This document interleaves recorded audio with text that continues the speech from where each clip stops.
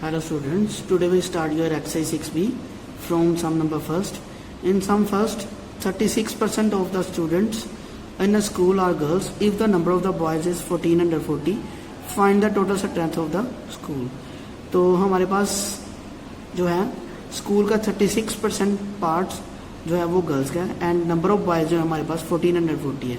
तो हमने फाइंड करना भी हमारे पास जो total strength of the school वो कितनी है. Now see the solution of this some.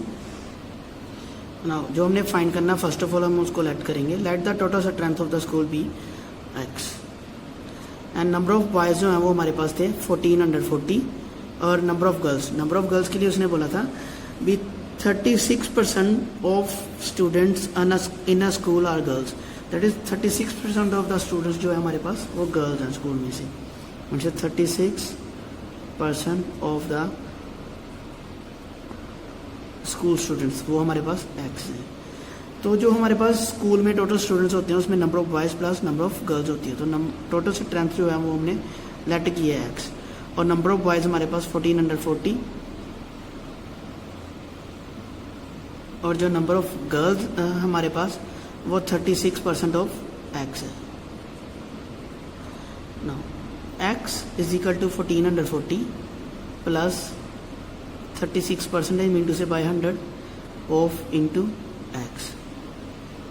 X is equal to 1440 plus 36 और 100 both are goes to table 4.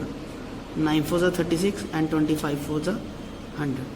तो 9x बाय 25. तो हमने यहाँ से क्या करना है, हमें यहाँ से x की वैल्यू फाइंड करनी है. तो फर्स्ट ऑफ ऑल हम लाइक टर्म्स को इकट्ठे कर लेंगे. तो 9x बाय 25 को हम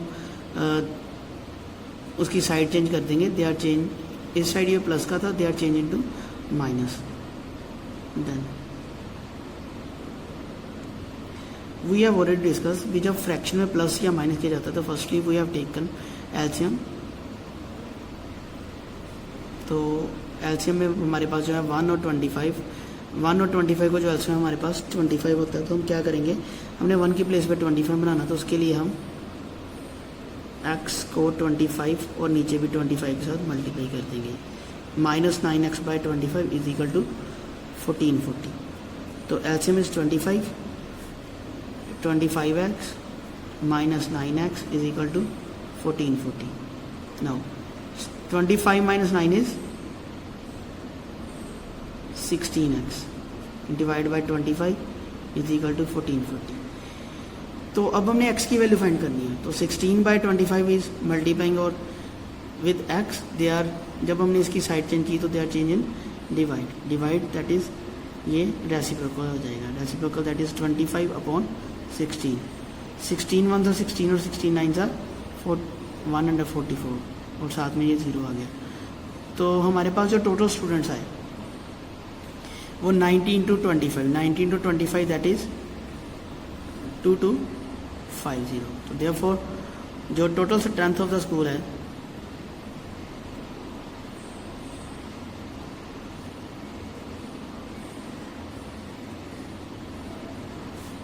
is 2250. Now question number second. In question number second, Geeta saves 18% of her monthly salary if she spends rupees 10,250 per month. What is her monthly salary? तो गीता जो है वो अपनी मंथली सैलरी में से 18% को सेव करती है और जो उसका एक्सपेंडिचर है पर मंथ का वो है 10,250 और हमने फाइंड करना है उसकी मंथली सैलरी जो है वो कितनी है. तो जो हमने फाइंड करना है फर्स्ट ऑफ ऑल हम उसको लेट करेंगे. Now see the solution of this sum. Let the monthly salary of Geeta be rupees X. तो हर मंथली जो उसके एक्सपेंडिचर है जो स्पेंड कर रही है वो उसका जो एक्सपेंडिचर वो है हमारे पास 10,250 एंड वो जो सेव करती है उसकी जो मंथली सेविंग है वो हमारे पास 18% of her salary monthly salary में से उसकी सैलरी का 18% पार्ट है. तो दैट इज़ जो उसकी सेविंग है वो 18% of monthly salary is x. हमारे पास जो मंथली सैलरी होती है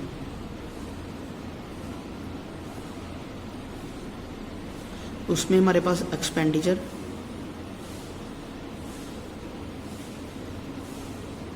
प्लस सेविंग आती है, और मंथली सैलरी हमारे पास एक्स है, और जो उसके एक्सपेंडिचर वो 10,250, और जो सेव करती है वो 18% of X. Now x is equal to 10,250 plus 18/100 into X. 18/100 is goes to table 2, 9 2 18 and 5 2 10, और साथ में ये 0 आएगा, तो ये आ गया x is equal to 10,250 plus 9/50 into X. तो अब x और 9/50 into X both are like terms, तो हमने 9/50 की साइड चेंज कर दी।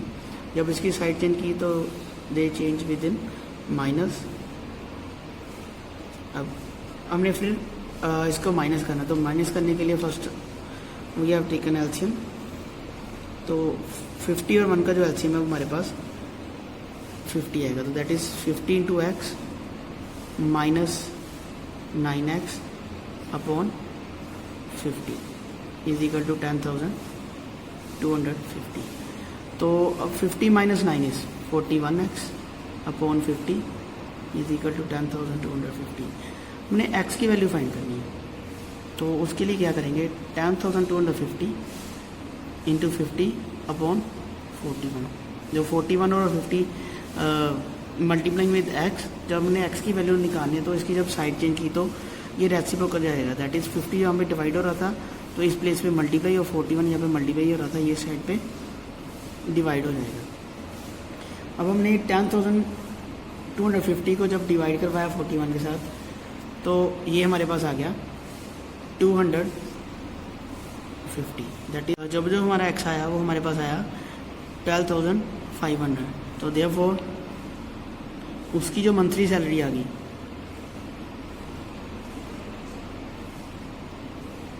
मंथली सैलरी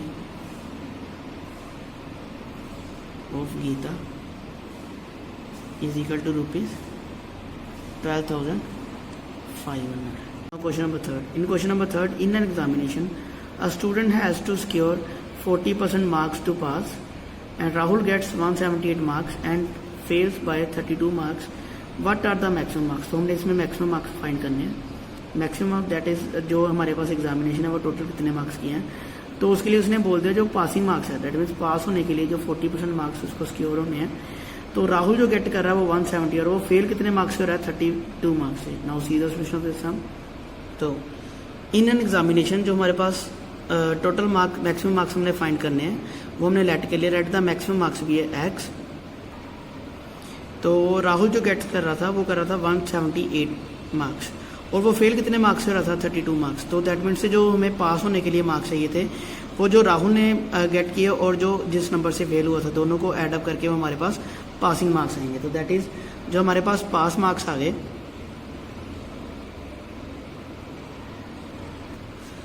वो 210 मार्क्स है। तो अब हमने देखना है भी उसने बोला था भी जो पास होने के लिए जो उसको सिक्योर चाहिए थे वो 40% मार्क्स चाहिए थे, दैट इज मैक्सिमम मार्क का 40% पार्ट जो है वो कितना आ रहा है हमारे पास 210, दैट इज 40%। अगर उसके 210 मार्क्स होते राहुल के तो वो पास हो जाते, 210 इज पासिंग मार्क्स, तो पासिंग मार्क्स उसने बोले हुए थे 40%। तो यहाँ से हमने अब x की वैल्यू फाइंड करनी है, 40/100 इंटू 210, 0 और 0 कैंसिल, इस साइड 4/10 x के साथ मल्टीप्लाई हो रहा था, तो इसकी साइड चेंज की तो ये 10/4 हो गया। तो 4, 2 2 4 एंड 5 2 10, 2 1 2, 2 1 2, 0 एंड 5 2 10। तो दैट इज जो 40 जो उसके टोटल मैक्सिमम मार्क्स है पास होने के लिए वो 525 मार्क्स है, दैट इज मैक्सिमम मार्क्स